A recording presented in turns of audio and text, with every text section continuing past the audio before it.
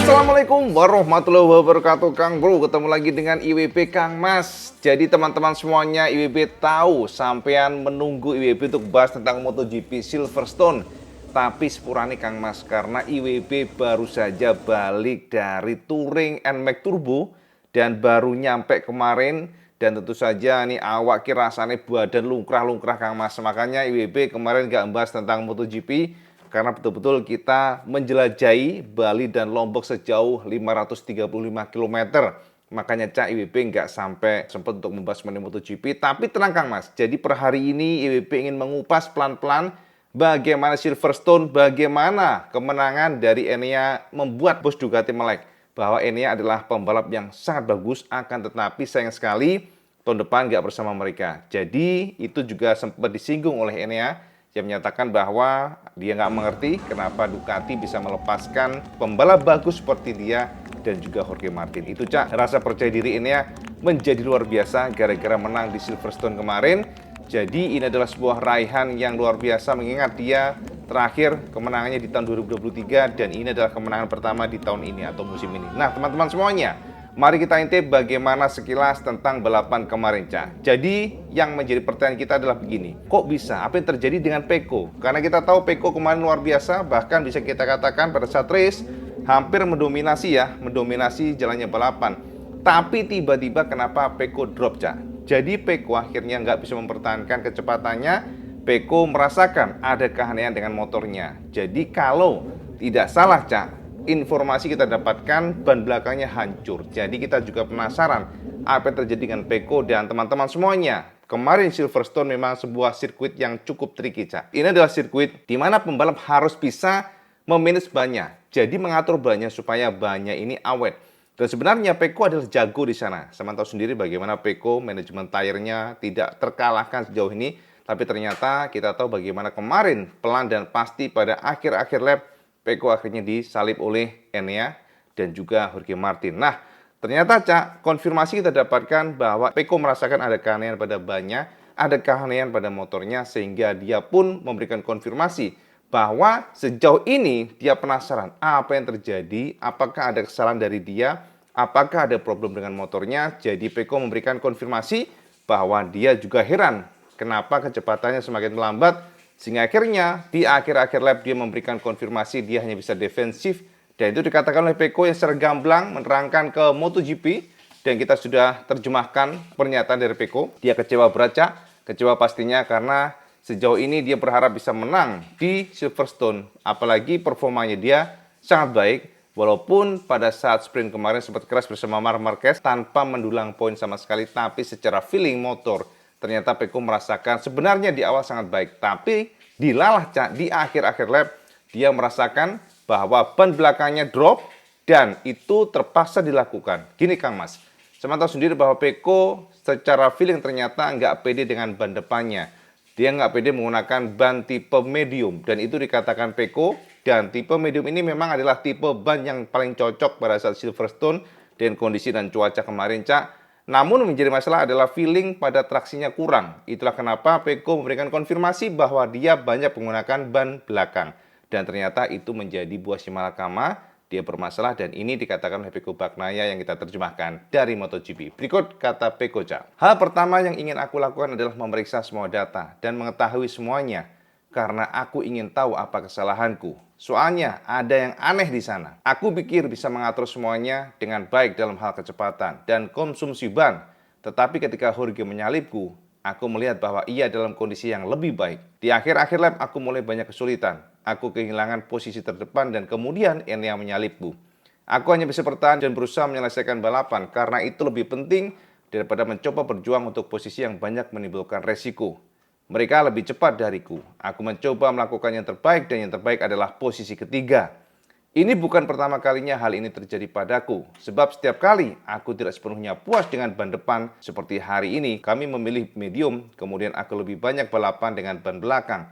Karena aku tidak bisa memaksa ban depan untuk berbelok ekstrim. Ini sudah maksimal. Senang dengan hasilnya tetapi sayang. Kemarin aku crash, 43 podium tentu saja hasil yang bagus. Itu kata Pecco Cak. Jadi walaupun dia gagal juara Cak, kemarin adalah sebuah rekor tersendiri bagi Peko Bagnaia. Kemarin memberikan prestasi ya. Jadi kemarin adalah prestasi yang diukir oleh Peko karena Peko berhasil mengoleksi 43 podium. Jadi selamat buat Peko. Tinggal 3 lagi Cak ya, menjadi 46 seperti dengan gurunya. Itu Cak ya, konfirmasi tentang Peko Bagnaia. Jadi problemnya adalah ban belakang yang disinyalir hancur, walaupun kita tidak dapat informasi fotonya, tapi memang kemarin dipastikan bahwa gara-gara Peko terlalu mengeksploitasi ban belakang, gara-gara juga ban depannya nggak pede, maka akhirnya konsumsi ban belakangnya betul-betul sangat cepat, membuat degradasi, jadi membuat performa bannya menjadi drop and drop. Itu yang bisa kita pastikan, Cak. Nah, untuk Enea, Kang Mas, Enea juga sangat happy, Kang Mas ya. Konfirmasi dari Enea, dia sudah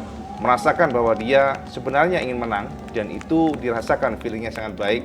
Dan teman-teman, Enea ini sebenarnya sangat bagus dari kacamata IWB. Masalahnya adalah, Enea adalah pembalap yang kurang kuat pada saat time attacking. Enea adalah pembalap yang kurang perform pada saat kualifikasi. Jadi, dia kalah dengan Martin ataupun Peko. Tapi, teman-teman jangan salah, Enea Bastian ini adalah pembalap yang sangat-sangat luar biasa pada saat menggunakan ban yang sudah habis. Jadi, use tire.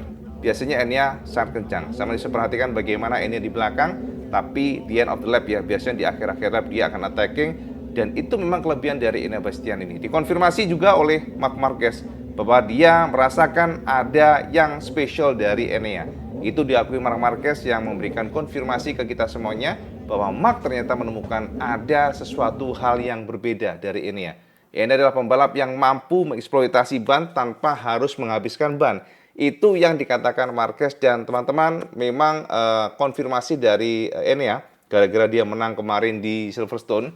Dia sendiri mengungkapkan bahwa dia sangat happy walaupun dia juga bingung dengan Ducati karena Ducati sampai rela melepaskan Enea ya, gabung dengan KTM, dan juga Jorge Martin yang luar biasa meninggalkan Ducati. Tapi itu sudah terjadi, dan bahkan konfirmasi kita dapatkan dari Guidalina. Dia paham sekali apa yang menjadi perbincangan umum sekarang ini. Jadi publik saat ini sedang menyoroti Gigi yang memilih Marc Marquez di saat Enea sudah sangat bagus dan juga Jorge Martin juga luar biasa.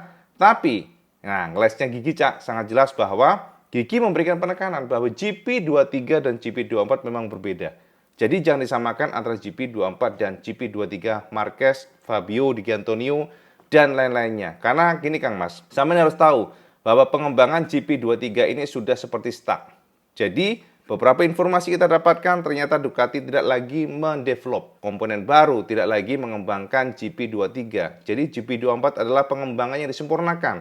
Ini adalah motor yang sempurna, motor yang selalu diupdate terus oleh Ducati, sehingga saat ini gap antara Ducati GP23 dan GP24 itu memang berbeda jauh. Itu dikatakan oleh Marquez yang juga memberikan konfirmasi perihal bagaimana rasa atau feel pada saat dia mencoba untuk mengejar GP24 yang memang sangat sulit sekali, Cak. Konfirmasi Marquez selalu ditekankan bahwa GP23 selalu kalah sekitar 3 hingga 4 detik, dan ini adalah sebuah gap yang sangat besar, Cak. Itu yang kita dapatkan, termasuk juga ternyata Guidalina juga mengakui secara terbuka bahwa GP24 adalah motor yang berbeda dibandingkan dengan GP23. Secara performa, ini adalah motor yang meningkat cukup pesat. Sementara GP23 ya stagnan Kang Mas, namanya juga motor lama ya, nggak ada pengembangan lagi, tidak ada komponen-komponen baru, inovasi-inovasi baru, jadi semuanya hanya ya comot aja, comot yang ada di GP24, mungkin hanya download stack aja yang diupdate, tapi lain-lainnya nyaris nggak ada pengembangan, termasuk red head device, Cak. Teman-teman harus tahu bahwa red head device yang ada pada GP24 adalah sebuah pengembangan baru.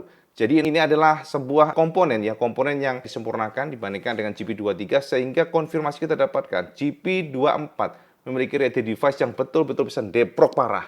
Sementara GP23 ketika coba dipush banget oleh Marquez kemarin, saya mantau sendiri, ternyata dia gesekan ya, banyak gesekan dengan partbornya, dan itu membuat GP23 tidak bisa menyamai konstruksi dari red head device GP24. Itu kita dapatkan Kang Mas, dan teman-teman, ini diungkapkan oleh Marquez ya, sebagai gambaran sama semuanya bagaimana Marquez memberikan konfirmasi bahwa dia melihat secara gamblang bagaimana kecepatan dari GP24 yang semakin lama dia rasakan semakin menjauh, dan ternyata itu juga diungkapkan oleh Marquez secara terbuka baru saja kemarin setelah race Silverstone.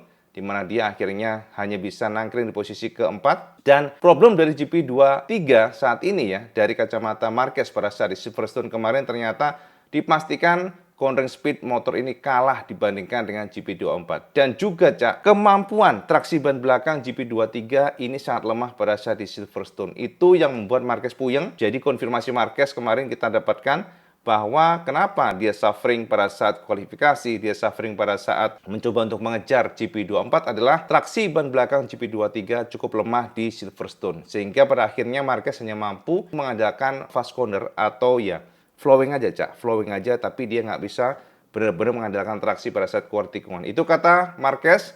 Dan berikut kata Marquez yang kita terjemahkan dari MotoGP, bagaimana dia melihat Enea Bastianini dan bagaimana progres dari GP24 sekarang yang memang sangat jauh dibandingkan dengan GP23. Berikut kata Marquez yang kita terjemahkan dari MotoGP. Gaya balap Enea cukup aneh. Pada awal dengan ban baru ia sedikit kesulitan dibandingkan dengan Pecco dan Martin. Namun selalu dengan ban bekas Enea sangat cepat karena ia mampu membelokkan motornya tanpa banyak rebah. Ia melakukannya dengan sangat baik dan pada saat yang sama ia mengerem terlambat lalu mengendalikan motornya dengan baik. Di lintasan balap ini sejujurnya saat aku berada di belakangnya ia melaju dengan sangat bagus. Bannya tidak pernah berasa. Ia efisien namun tidak banyak goyang. Jadi ia membuat perbedaan besar dan seperti yang telah kita lihat di masa lalu, ia adalah pembalap yang saat ia dalam kondisi prima, ia sulit dikalahkan. Tapi menurutku, di luar Enea, evolusi motor GP24 memang melesat signifikan. Tahun lalu di sini saudaraku Alex dan Fabio Di Giannantonio yang memulai dari belakang adalah pembalap tercepat di lintasan dan Alex Espargaro menang dengan Aprilia. Hari ini, aku finish di depan Alex dan Aprilia di posisi ke-6. Aku finish di depan Digia, posisi 5, dan aku finish di depan saudaraku Alex, posisi ke-7. Jadi performaku bagus, tetapi sepertinya motor GP24 di beberapa lintasan balap sangat cepat, terutama di Silverstone. Karena memiliki lintasan lurus yang panjang dan dengan ride device GP24 yang disempurnakan, top speednya lebih tinggi dan ini membuat perbedaan lumayan besar. Namun seperti yang kami tunjukkan hari ini, jika kami bekerja dengan baik, kami dapat berada pada level yang bagus untuk bertarung dengan mereka. Namun selalu semua on limit. Saat ini rata-rata kami lebih lambat 4-5 detik dalam balapan. Jadi kami perlu meningkatkan lebih dari 2 atau 3 per 10 detik per putaran jika kami ingin bertarung dengan mereka. Itu gap yang lebar. Kedengarannya tidak terlalu buruk, tetapi itu banyak. Austria akan sulit, namun target kami adalah 4-5 teratas dan jika kami bisa berjuang untuk podium seperti yang kami lakukan di balapan lain, kami akan tetap berjuang. Yes, itu kata Marquez. Jadi dikonfirmasi oleh Marquez memang gap GP24 semakin jauh.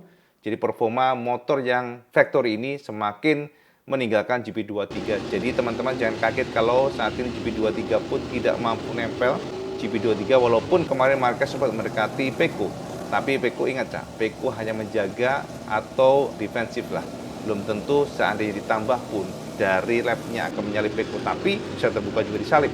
Karena kita tahu sendiri bahwa ternyata ada problem dengan belakang dari Pecco Bagnaia. Jadi Kang Mas, konfirmasi dari Marquez, dia melihat bahwa GP24 memang jauh melesat dibandingkan dengan GP23 dan ini semakin terasa, makin kesini makin terasa karena memang pabrikan selalu menyempurnakan dan menyempurnakan. Dan teman-teman, informasi yang terbaru juga buat sampai yang mungkin saat ini sedang memantau tentang MotoGP. Nah, per hari ini Kang Mas, Fabio Di Giannantonio akhirnya secara resmi diperpanjang oleh VR46. Jadi teman-teman, ini menarik sekali karena begini Cak.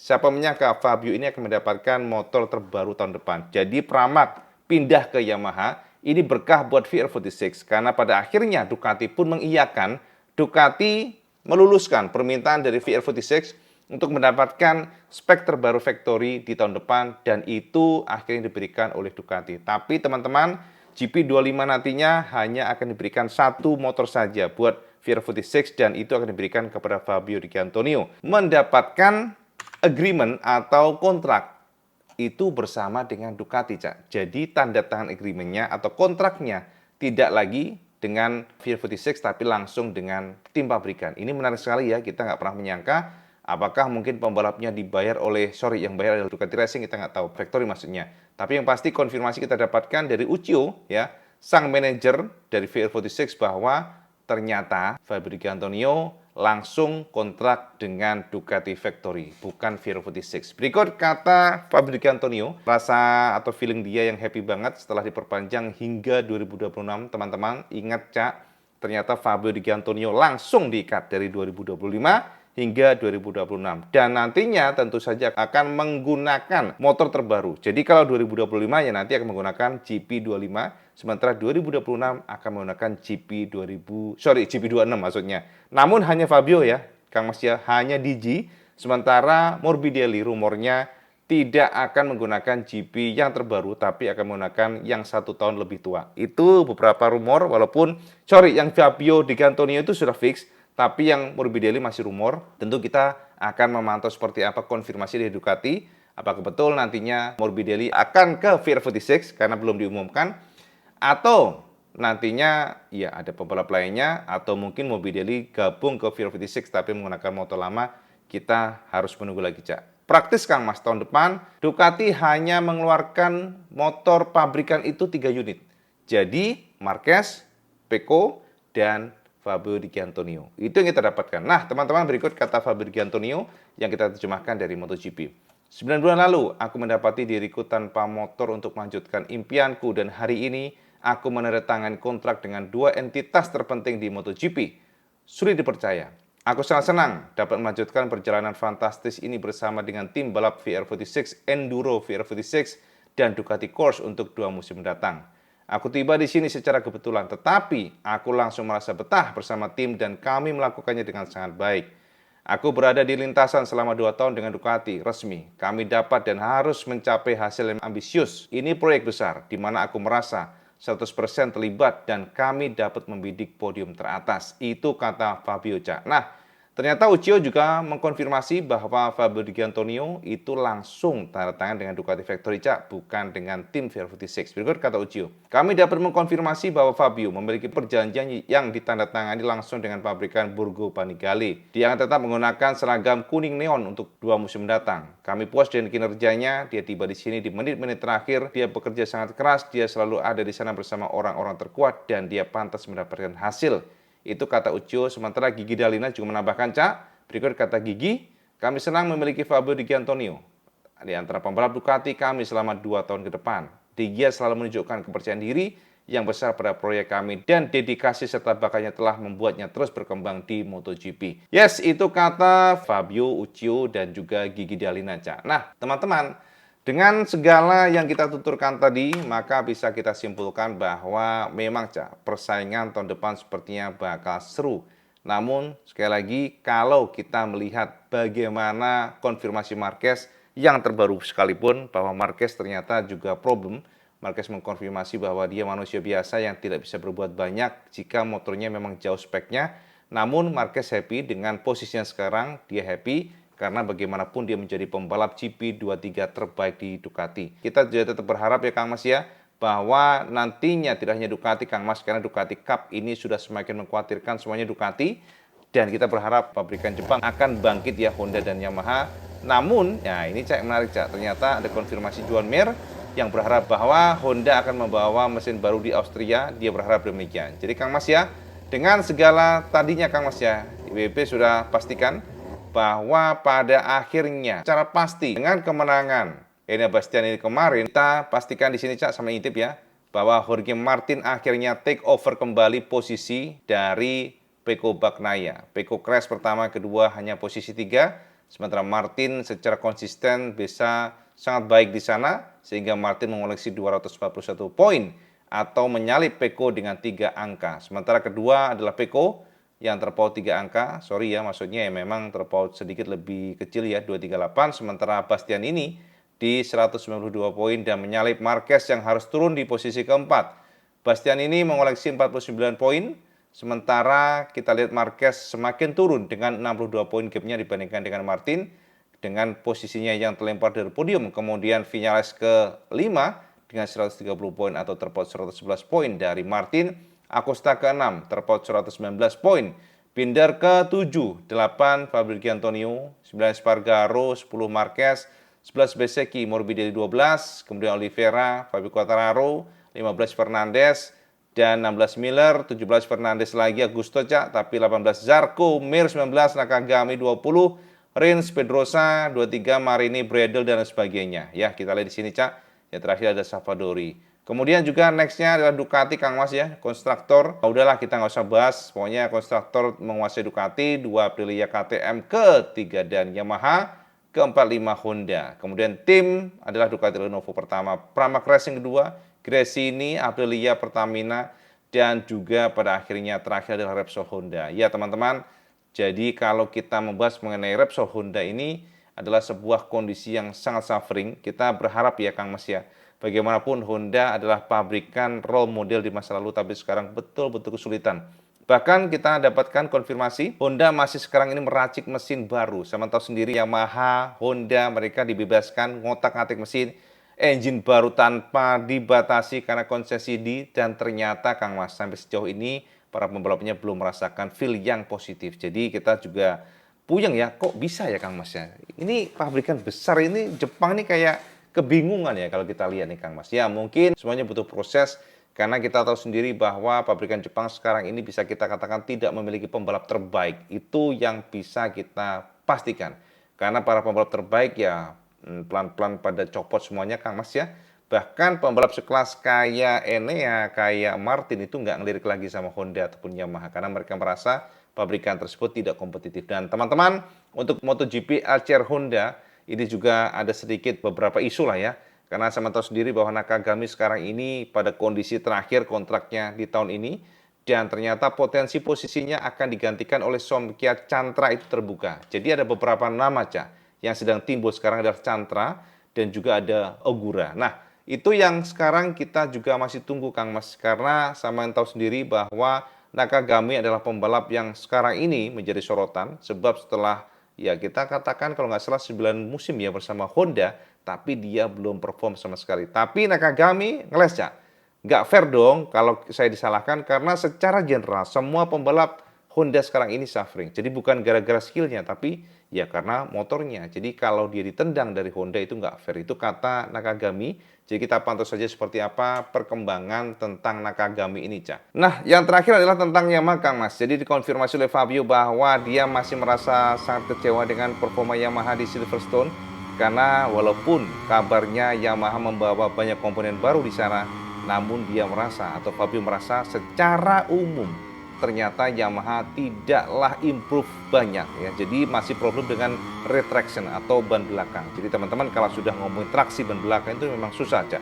Sebab ban belakang ini sangat berkontribusi besar untuk keluar tikungan. Jadi pembalap bisa nge-push untuk motornya, untuk menggunakan throttle-nya membuka dengan secepatnya itu kan dari grip belakang. Kalau grip belakangnya kurang, ya pembalap akan mengalami masalah karena pada saat dibuka gas kalau terlalu early atau terlalu awal bisa spin atau sliding. Jadi itu yang terjadi pada Honda dan Yamaha dan ternyata Yamaha juga mengeluh, Fabio mengeluh tentang ini. Jadi kita berharap saja di nextnya akan ada bagaimana gebrakan-gebrakan yang dilakukan oleh tim Honda dan juga Yamaha. Tapi yang jelas kita bisa katakan bahwa saat ini teman-teman ya saat ini bisa kita katakan bahwa kondisi dari pabrikan Jepang tidak getting better, tapi masih tetap stagnan di sana, Kang Mas. Oke, Cak. Jadi mungkin itu, Cak, sekilas informasi buat semuanya tentang MotoGP. Mohon maaf yang mungkin IWB tidak banyak memberikan gambaran bedah tentang race detailnya. Karena memang keterbatasan waktu, kita hanya ngubek-ngubek tentang datanya, walaupun sekilas banget ya. Jadi mungkin ini nggak sempurna buat semuanya. Tapi yang pasti, Kang Mas, pertarungan antara Marquez, Pecco, Martin, Enea ini bakal seru karena kita lihat bahwa semua pembalap ini memiliki ambisi yang luar biasa. Jadi kita lihat seperti apa, apalagi Pecco merasa bahwa ada sesuatu dengan motornya dan dia merasa bahwa next dia akan coba balas dendam untuk mengalahkan Martin. Itu Cak ya informasi buat semuanya tentang MotoGP, Kang Mas. Jadi teman-teman tidak fair kalau kita justifikasi Marquez kalah dari Pecco, Martin, dan juga Enea. Karena memang secara motor mereka berbeda. Tapi Marquez mampu menunjukkan bahwa dia masih the best rider di GP23. Itu perlu kita apresiasi. Dan selamat juga buat Fabio Di Giannantonio yang akan diperpanjang oleh Ducati hingga 2 tahun ke depan. Artinya Fabio memang menjadi pembalap terpilih di sana. Dan Fabio akan menunggang motor terbaru Factory yang sudah ditandatangani oleh Fabio dan juga Ducati. Itu Cak informasi buat semuanya. Seperti biasa kalau semuanya suka video semuanya like, share, dan subscribe. Ojo lagi Cak. Sampai sholat 5 waktu karena itu yang paling penting. Assalamualaikum warahmatullahi wabarakatuh. Salam segadas.